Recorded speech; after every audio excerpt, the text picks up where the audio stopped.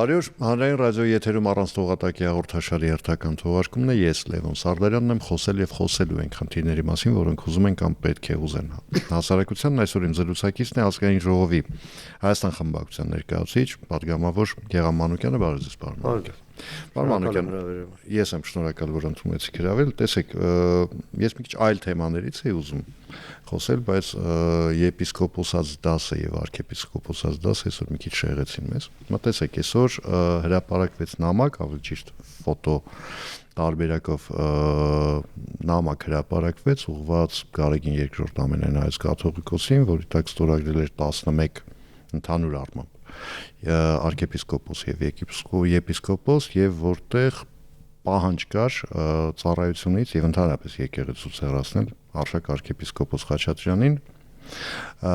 հնդածս Գարեգին II-ին այնտեղ մեղադրանք կար արշակ Սրբազանի գործողությունները կոծկելու ցանկության համար։ Այնտեղ մոտավորապես ձևակերպումը այսպիսին է. Գարեգին II կաթողիկոսն առ ոչինչ է համարել իր իսկ կողմից ստեղծված հանձնախմբի ներկայացրած փորձաքննության արդյունքները, խոսքը վերաբերում է այն հանձնախմբին, որը ստուգել է այն հայտնի արդեն տեսանկարահանման իսկությունը։ Հիմա մինչ այս նամակը դուք որպես ընդդիմության ներկայացուցիչ, որպես հայ առաքելական եկեղեցու հետևորդ նաև պնդում եք, որ խնդիր ունենք իշխանություն եկեղեցու հակամարտության հետ։ Հիմա այստեղ 11 բարձրաստիճան հոգևորական ըստ էության գրեթե պահանջում են կաթողիկոսի երաժշտական։ Իսկ մենք խնդիր ունենք եւ միայն ունենք իշխանության եկեղեցի ոչ թե հարաբերությունների աղճատման հետ։ Մենք խնդիր ունենք Հայաստանի ամբողջ պետական համակարգով բոլոր ծառայամիտ, ԱԱՑ-ական, ոստիկան, քննչական, չգիտեմ, հազարումի տեսակ այդ բոլոր վիզիտորات ունենք պահում շեֆի ասածով աշխատում ենք բոլորի կազմակերպած հարձակման հայ առաքելական եկեղեցու դեմ։ Այդ իրականում ասենց ասեմ Չգիտեմ էլ իրական այդ գրությունը իրական չի։ Հայ առաքելական եկեղեցում հատկապես եպիսկոպոսատ դասում կամ այն բոլոր տարբեր ձևաչափերով քննարկումներում չգիտեմ ինչ են քննարկում։ Չի էլ հետաքրում ինչ են քննարկում։ Վերջնական պաշտոնական ես լուրն եմ տեսնում։ Չգիտեմ այդ նամակը ովքեր են ստորագրել են, չեն ստորագրել, որտեղից է հայտնվել մամուլում, բայց կարծեմ այսօր չի հայտնվել, մի քանի օր առաջ աչքովս ընկավ։ Այսօր հրապարակ։ Բայց չէ, մի քանի օր առաջ աչքովս ընկավ։ Լուրեր կային, որ նման նամակ ունի, բայց փաստացի պատճեն էին իբր հրապարակել։ Որտեղից է հայտնվել։ Աղմուկը այսօր հայտնվել։ Որտեղից է հայտնվել։ Դե իմ ասենք եպիսկոպոսներից մեկը օրինակ կամ արքեպիսկոպոսներից դրա վրա պատմում, որս Միքայել Սրբազանն էր։ Երկու սրբազանների հետ խցում հանդիպման ենք, Սրբազանը մի բան ասաց, մա նայեք, ի վերջո առաքյալները կարող է, չէ, որևէ մեկը դավաճան չլներ այդ առաքյալների մեջ, բայց Հուդայի օրինակը թույլ է տրվում, որ ի վերջո դավաճանություն միշտ է լինելու է, իհարկե հակաճառաչյալ Սրբազան համաձայն չէ, որովհետև անցնող 5 տարվա պայքարի մեջ հարյուրավոր դաշնակցականներ ձերբակալվել են։ Հարյուրավոր դաշնակցականների գլխին փորձել են սարքել։ Եվ ոչ միայն դաշնակցականներ, շատ մեր հայրենակիցների։ Ես չեմ տեսել որևէ կալանավոր, որևէ ձերբակալված, որևէ բանտարկված, որ որևէ հարցում զղջումնագիր գրի։ Հակառակ օրինակներ դեռ 90-ականներին 94-5 թվերին որ դաշնակցությունը փակեցին ձերբակալել առարկեմ 2000-ականներին այդպես ընդունված պրակտիկա կար, որ արդեն դատապարտված մարդիկ կամ դատապարտվելու ճանապարհին մարդիկ քաղաքական մեղադրանքներով զղջագիր էին գրում, եթե կհիշեք մամուլում դրանց անունը դրել էին Ղազագիր։ Ո՞վ էր գրել, չեմ հիշում։ Հիմա անունները երկուսը հին մարդ ենք, բայց ես քաղաքական առումով ձերբակալվածներից չեմ մտաբերում։ Բայց նայեք, իրականում մի աննորմալ վիճակ է ստեղծվել։ Անմեղության կանխավարկած բան, չեմ էլ ուզում ասեմ, չեմ էլ նայել իրականում, այդ որ ասում են գաղտնի նկարանում բան, չեմ նայել պարզ մի պատճառով ասեմ ինչի։ Այդ մի ժողովուրդ, մի հասարակություն, որի ամենասիրած հաղորդումը լինի ինչա կոչվում են կիսաբաց լուսամուտներ, այդքան միշտ փորձում է գլազոկից ներս նայի, դռան անցքից ներս նայի, որը նորմալ չեմ համարում։ Եվ այդ առումով ինձ համար որպես քաղաքացի ինձ համար շատ ավելի կարևոր հարց է, թե ինչ էր տեսանյութում, իմ համար ամենակիչ էականն էր, որովհետև ինչ էր տեսանյութում։ Այստեղ էական չի ինչ էր տեսանյութում, այստեղ էականը այն է, որ օրինակ եթե իմ ձեր ասած գլազոկից նայում են իմ տուն կամ իմ վրա են նայում, այդ նորմալ է։ Այսինքն չէ, նորմալ է այն իմաստով, որ ես հանրային գործիչ եմ, ես լրագրող եմ եւ այլն, երբ բարոյախրատական քարոզներ կարդամ, ինձ կարող են ասել, գիտես, դու ես մարդն ես։ Բավ էր նայողը։ Չէ, ես ուրիշ բան եմ ասում։ Այստեղ ով է նայել, ինքը օրենք է խախտել, այդ միանշանակ։ Ով է հրապարակել, միանշանակ օրենք է խախտել, բայց այստեղ քննարկում է ոչ թե այն ինչ է հրապարակվել, այլ ում հետ է հրապարակվել։ Այստեղ ամենամեծ ահավորությունը, որովհետև տեսեք, չեմ ուզում այդ կրոնադավանական բոլոր հարցերի մեջ կուսակրոնություն, բարոյականություն, այդ ամեն ինչը թողում ենք հոգևորականներին, թող իրենք քննարկեն։ Ես որպես քաղաքացի, որպես քաղաքական մարդ, որպես Հայաստանի ազգային ժողովի падգամավոր, որ ի վերջո այդ առաջին նիստին մենք երթվել ենք որպես падգամավոր պաշտպանել օրենքը եւ այլն, ես տեսնում եմ մեր երկրում ֆաշիստական այն ցարսկի բանը սիսկնոյեն բյուրոն որ կար, ամենախայտարակ դրսևորումը ես տեսնում եմ, որ այսօր մեր ամբողջ պետական համակարգը իրավապահ աշխատեցնում են քաղաքական պատվերի վրա։ Հարգելի Լևոն ջան, այսօր դուք հանրային ռադիոյում եք աշխատում։ Այսինքն չեմ ասում ձեր քաղաքական կողմնորոշումները ձեր իրավունքն են։ Վաղը այս իշխանության քիմքին մազաչափ անգամ Սարդարյան Լևոնի պահվածքը դուր չգա։ Այսօրվա վիճակը ես տեսնելով, ես հասկանում եմ, որ ամբողջ պետական համակարգը կուղվի Լևոնի դեմ։ Լևոնը կարմիր գծի տակ մի վայրկյան փողոցը անցավ, դա կդառնա համատարած ու ասեմ, սա այլևս երկարատև process է։ Ես այս օրինակի վրա ասեմ, ազգային ժողովում եմ պատմել, այդ բոլոր պաշտոնյաները նստած։ Մեր Մեհեր Սահակյանը հանգուցյալ։ Մեր Սահակյանը ազգային ժողովում ունեցավ ընդհարում Վլադիմիր Վարդանյանի հետ։ Ամբողջ ազգային ժողովը այսպեսի բան չենք տեսել։ Ես նախկինում եմ եղել падգամավոր։ Ամբողջ այդ միջանցները տեսանկարանող սարքերի մեջ է, որ քայլելուց անգամ դու վախենում ես ավելորդ շարժում անես, որտեղ դա տեսանկարանման տակ է։ Մեր Սահակյանի դեպքը եղավ 3 ժամ հետո այդ տեսախցիկների վիդեոն, որը վիդեոն հայտնվեց մամուլում, կոնկրետ մամուլում։ Այդ մամուլը կոչվում է իշխանության ֆեյքային ֆաբրիկայի ղեկավարներից մեկ, Տարոն Չախոյանի ֆեյքային մի հատ էջ, Media News, բոլորը գիտեն։ Ու սկսեցի որպես падգամավոր իմ իրավունքն է հարցումներ անել։ ԱԱԾ,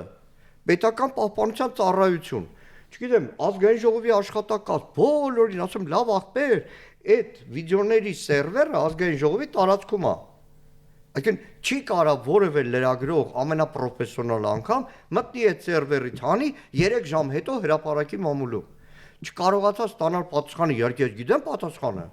Ես գիտեմ պատասխանը, որ այդ ՊՊՑ-ի ղեկավարներից սկսած մինչև այդ բոլոր իրավապահները վաղը նստելու են դրա համար, որովհետև падգամավորի նկարահանումները հրապարակայնացրել էին օրենքի խախտումով։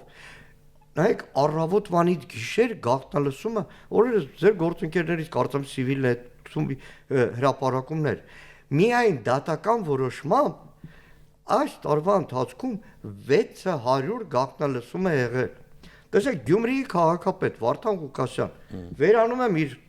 անձից, դիրքորոշումներից, քաղաքական, արտաքին քաղաքական։ Վարդան Ղուկասյանը առաջադրվել է Գյումրիի քաղաքապետ, ընտրվել է։ Ընտրվելու առաջին իսկ օրվանից ԱԱԾ-ն դիմել ու ստացել է գաղտնալսման թույլտվություն։ Ես չգիտեմ, ժամանակի հետ միգուցե իրավապահները դա ասում են կանխարգելիչ գործողություն։ Ինչի՞ Դա անվանում են կանխարգելիչ, հանցանքն կանխարգելելու գործողություն։ Բոլոր քաղաքապետերը ընտրվում են կանխարգելիչ գործողություններ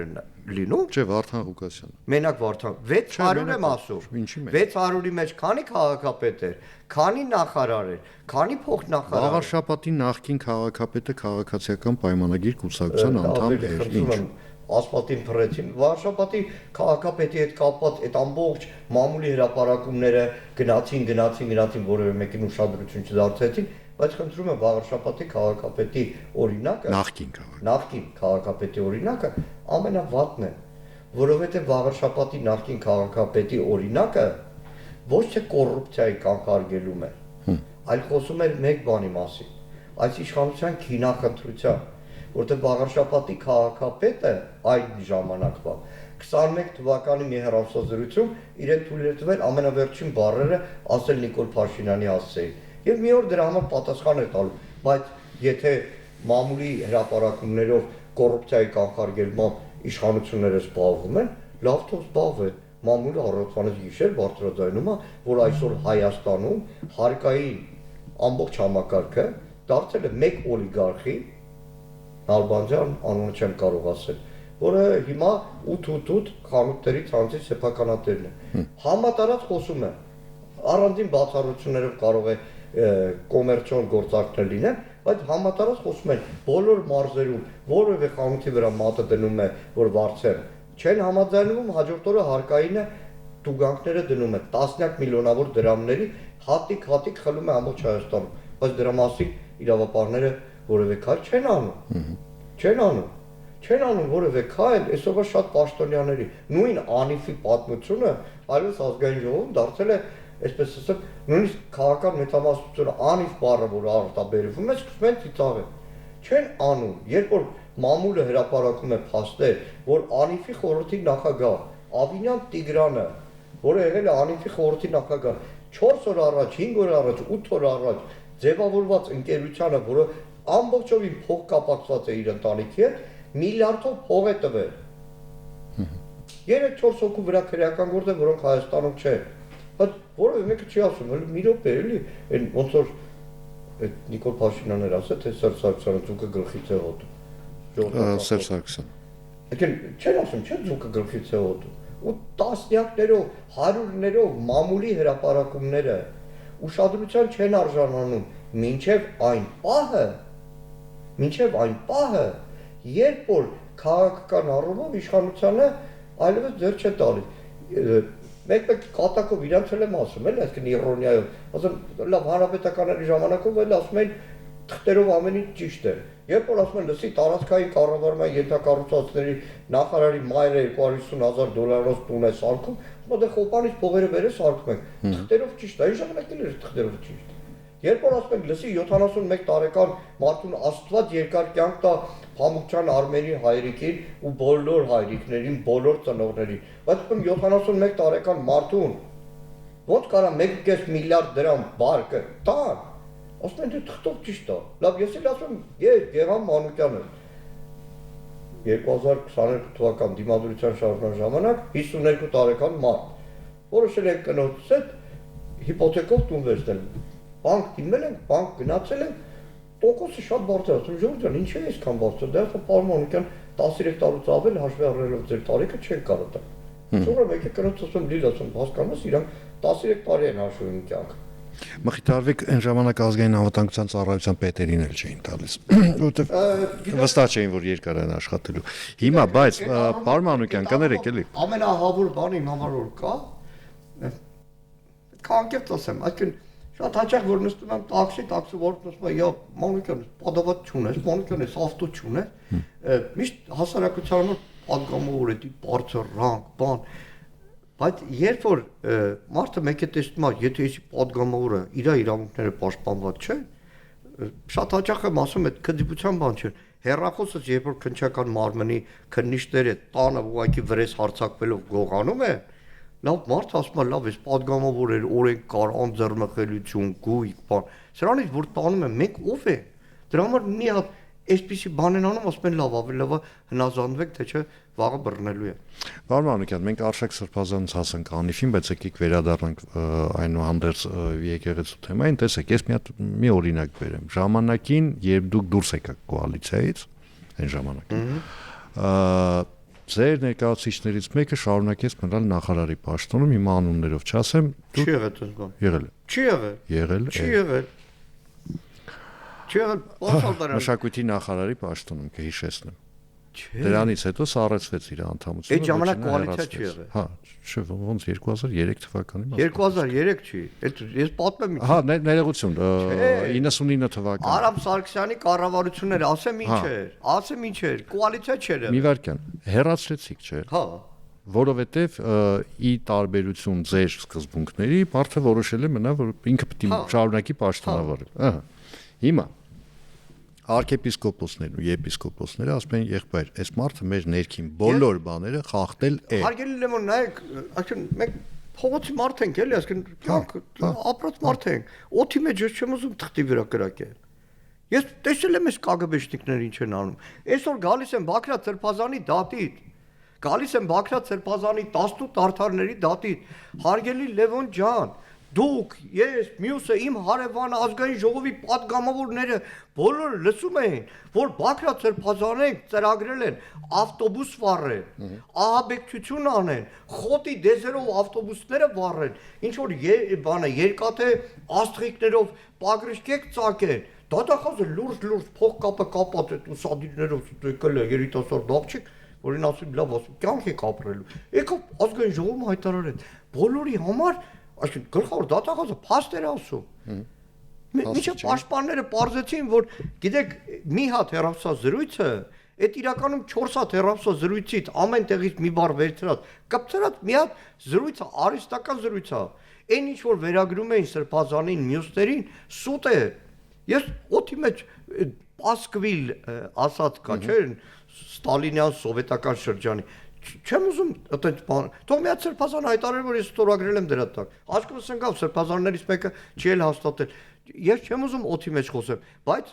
ձեր օրինակը շատ լավ օրինակ է։ Համարենք, որ այդ գրությունը եղել է Մայրաթորում։ Համարեն, որ Սրբազանների մի մասը վեհապարին դիմել է Արշակ Սրբազանին, չգիտեմ, տուն ուղարկի, արձակուրդ ուղարկի կամ բանա, Կախաղանանի Մայրա տաճարի դիմաց։ Քրիստոնեաբար չէ։ Բայց նույն Ռոլան Չարոյանի օրինակ ասել։ Ռոլան Չարոյանը, այդ 99 թվական հոկտեմբեր 27-ից հետո Արամ Զավենի Սարգսյանը դարձավ վարչապետ։ Առաջին օրվանից հանդիպել ենք, ասել ենք կողքտենք, ձեռքի տալ, ասել ենք որ մինչև վերջ, մինչև եկավ հասավ 2000 թվական։ Փետրվարին Արամ Զավենիչը գնաց Մոսկվա, մեռնում էր ռուսների համար, խոնարհվում էր ռուսների համար, հպարտանում էր ռուսներով, ինքը մրցում էր Ռոբերտ Քոչարյանի հետ, թե ինքը ավելի շատ է ռուսամետ, ռուսները իրան սիրում են, պաշտում են, ամեն ինչ այնտեղ խոստացել էր։ Հետո Ռոբերտ Քոչարյանը հաղթեց։ Չէ, չհաղթեց, Արամ Սարգսյանին հանեցին, որովհետև չէր կարա երկրի ամբողջ կառավարման համակարգը փլուզվել։ Բայց այդտեղ հավաքվեցին Սարդարապետուն կուսակցությունները, որոշեցին հեղաշրջման փորձ անել։ Նոր կառավարություն Ռոլան Չարոյանը ասեց, որ չէ, ես արդեն Արամ Սարգսյանն առաջարկել է դառնալ նախարար։ Հեռացրեցինք դաշնակցությունից։ Պատկերացրեք այդ վիճակում դաշնակցության ներքին հարցը Ռոլան Չարոյանը չի ենթարկվել մեր կանոնագրին, մենք էլ Ռոլան Չարոյանին հեռացրել ենք։ Պատկերացրեք հիմա այդ իրավիճակում 2000 թվականին հաղորդում լիներ, մեկ ուրիշին կանչեք ու քննարկեք ճիշտ էր արդյոք դաշնակցությունը, որ Ռոլան Չարոյանին հեռացրել է։ Այստեղ մի սկզբունքային տարբերություն կա, հայ առաքելական եկեղեցին քաղաքական կուսակցություն չէ։ Հայ առաքելական եկեղեցին դա մի կառույց է, որը կարող են կոչել համազգային, որը շարժվում է ներքին կանոնակարգերով։ Եվ արտաքին որևէ միջամտությամբ դու չես կարող որոշում թելադրել, որոշում պարտադրել հայ առաքելական եկեղեցում։ Ոչ վեհապարի հետ կապված, որտեղ որոշումը կարող է կայացնել միայն եպիսկոպոսած դասը, այդտեղ էլ մի շատ կարևոր բան կա։ Չգիտեմ, սրանք հաշվի են առել, չեն առել։ Ամենայն հայոց կաթողիկոսի ընտրությունը իրականում ոչ թե ընտրություն քվեարկությունով է լինում, այլ երբ որ արդեն օրհնում են հայոց կաթողիկոսին եւ օծում են հայոց կաթողիկոսին, որի մասնակցության համար 12 եպիսկոպոսի ներկայություն է, մասնակցություն է անհրաժեշտ եւ այլն, տարբեր։ Հիմա մենք քննարկում ենք ներքին եկեղեցական կանոնակարգ նույն ջերմեռանդությամբ, այսօր որ Մայրաթորի դեմ կամ այս նամակը թափահարողները, դու նույն տրամաբանությամբ, ամբողջովին նույն տրամաբանությամբ պետք է ասեն ժողովուրդ ջան, այս ինչ մեղք եմ գործել, այս ինչ մեղք եմ գործել, գնացել եմ կարգալույց ինչ որ մեկի կռապաշտական միջոցառմանը, որը նա կոչել էր պատարակ, որը կռապաշտություն էր, եւ ասեմ ինչի է կռապաշտություն։ Ցանկացած պատարակի, որտեղ մտնում է Նիկոլ Փաշինյանը ոչ որպես հավատացյալ, որպես անհատ, այլ մտնում է շքախում թակավորական ախրանիկով եւ այդտեղ կանգնած մարդկանցից մեկն էլ որ ծափ է տալիս, այդ արդեն ինքնին կռապաշտություն է, որովհետեւ եկեղեցիների մի վարքան, ասենք ես եմ այնտեղ եմ, լավ ին վրա վերցեմ, օրինակ որ որևէ մեկին ինչ անեն, ձեռներս կտրեն, մեջ չեն երկրպագում անձին։ Նույն տրամաբանությամբ այդ եպիսկոպոսների նամակարգ եպիսկոպոսների թափարող այսօր, որ քարոզչական իշխանական մեքենան աշխատում է, ուրեմն նույն կանոնակարգով թողասի չի կարա կարգալույցը պատարակ մատուցի, թողասի չի կարա որևէ քահանա այդ շողոքորթելու համար հանի պատարակի կարևոր մասերից մեկը վեհապարին օրնելու հարցը։ Լավ, այդ մատնելու կարգալույցը եղած չէր, հոճալ էր, չէ։ Բան չի նշանակում։ Խախտում է կարգը։ Նույն ձևի թող ասել չի կարող կարգը խախտվել։ Այդ Փաշինյանը որ ասում պետք է 10 անգամ օրը, չգիտեմ, աղոտ խարածելն ես, պահպանացելն ես, 7 անգամ աստվածաշունչ կարդացելն ես, նոր կարասիմ վեհապարի դեմ արշավին մասնակցես, նորից եմ ասում, կարգը խախտվել է հայ առաքելական եկեղեցու, երբ որ պատարակի մեջ զեղչվել է վեհապարին, նաև ի հանրապետությունս եւ ի հանրապետությունս Արցախի հատվածն է զեղչել։ Մեղք են գործել, կարգ են խախտել, նույն ջանասիրությամբ եկեք ասում, սրանք գործ չունեն եկեղեցու հետ։ Մինչև 90 թվականի միջալուծի Արցախը կար։ Լավ, չկար, հետո մտածեցի դուրս եկավ։ Հետո հայ ժողովուրդը, Չէ, նկատի ունեմ, այսինքն երբես կարգի մանրուքների հետևից են գնում։ Ընդունեք որ անլրջանում է։ Ասեմ ինչի համար, որտեղ քաղաքական այս իշխանությունները մի օր էս կասել, մի օր եք ասել, հայ առաքելական եկեղեցին ունի իր դրվածքը։ Երբ որ հայ առաքելական եկեղեցին Մայր աթոռը Արցախում թեմեր վերահիմնում, վերաբացում։ Երբ որ թեմեր վերաբացում, չկար դեռ Արցախի հանրապետություն անգամ։ Բայց հայ առաքելական եկեղեցին անում էր իր քայլը։ Երբ որ հայ առաքելական եկեղեցին պետականություն չկար, բայց հայ առաքելական եկեղեցին այդ պետականության դեր էր խաղում, կարող են չի ասել մի խաղա։ Նույն ձևի, տեսեք, մի ձևակերպում կա, որ շատ հաճախ թյուրիմացություն է, մարդկանց մոտ անսովոր է, հանրապետական աղոթք է կոչվում։ Իբարս պետականության, իբարս Հայաստանի Հանրապետության եւ հայ առաքելական եկեղեցին Մայր աթոռը այսօր պահպանել է Արցախի թեմը, որտեղ Մայր աթոռը տերն է Արցախում գործող եկեղեցիների, Մայր աթոռը ի տարբերություն այսօրվա քաղաքական իշխանության չի կարող ուրանալ Գանձասարը, չի կարող ուրանալ Ղազանչեցոցը, չի կարող ուրանալ Ամարասը, չի կարող ուրանալ, դրա համար էլ պահել է Արցախի թեմը։ Դրա համար էլ Արցախի թեմը ատամներով պահելով ինքը շարունակում է իր պատարակներում Արցախի հիշատակել, որովհետև մեր ժողովրդի կյանքում, եթե այս քաղաքական իշխանության ասածով ուրանանք ու մոռանանք, ես ինձ թույլ չտամ այլևս Ամառաս ասել։ Իդեպ իմ կյանքում Արցախ առաջին անգամ իմ գնացած օրն է 90 թվական ապրիլի 15, երբ որ առաջին իջել եմ Ստեփանակերտ օմոներ ադրբեջանական ինքնատիռից, գնացել ենք Մաչկալաշեն գյուղ, որի պռունգին էր Ամարասը, որը հայ դպրության հիմքն է 4-րդ դարի։ Ոնց կարա մեր ժողովուրդը ուրանա, դրա համար հայ առաքելական եկեղեցին իր պատարակում վստահ է, շարունակելու է այնքան կրկնել Արցախ, մինչև Արցախ էլի դառնա հայ։ Ժողովուրդը երբ Ամարաս ուրացել։ Ինչպես։ Եվ ժողովուրդը երբ Ամարաս ուրացել կամ Գանձասար ուրացել։ Հիմա լսել եք դրա մասին։ Ինչի մասին։ Հայաստանի իշխանությունից մի ծպտուն լսում եք, որ Սուրբ Ղաժանձիթոց եկեղեցին հետո իշխանությունը ժողովուրդը չէ ամբողջությամբ եւ ժողովուրդը իշխանություն չէ։ Ես խոսում եմ իշխանության։ Իշխանություն ստեղծողն է ժողովուրդը։ Ես իշխանության մասին եմ ասում, ասում եմ քաղաքական իշխանություն։ Դուք ասիք ժողովուրդը ոնց կարող է ուրանալ, դրա համար հարցեցի երբ է ուրանալ։ Որը ցավոք ուրանում է այս իշխանությունը։ Հիմա դուք այնուհանդերձ կարծում եք, որ այն իրավիճակը, որը հիմա ստեղծված է հայ առաքելական եկեղեցու շուրջ, դա եկեղեցու ներքին գործն է։ Այո։ Միայն ու բացառապես։ Այո, ես հին մարդ եմ, էլի։ Հիմա շատ հաճախ նկատում եմ հանգուցյալ Վազգեն վեհապարի մասին համատարած էյֆորիկ մի գնահատական։ Ես հիշում եմ 88 թվական սեպտեմբեր ամիս ես ծառայում եմ խորհրդային բանակում։ Գերմանիայում։ Զոհվավ իմ հարազատը մեր 4-րդ եղբայրը Վարդանը Բախշյան, ոչ իրական եղբայր, բայց մեր 4-րդ եղբայրն է։ Վարդանը, Սահակյան Լուսինեն, հիմա ամշենագի է Ցալբին, ոչ քեզենան նամակներ են գրում։ Ես հիշում եմ, որ նամակներից մեկում խոսում եմ, որ ժողովուրդը շատ վրդովված է Վազգեն Վեհապարի հանդարտության կոչի վրա։ Հիմա ոչ մեկ է չի հիշում։ Ես հիշում եմ։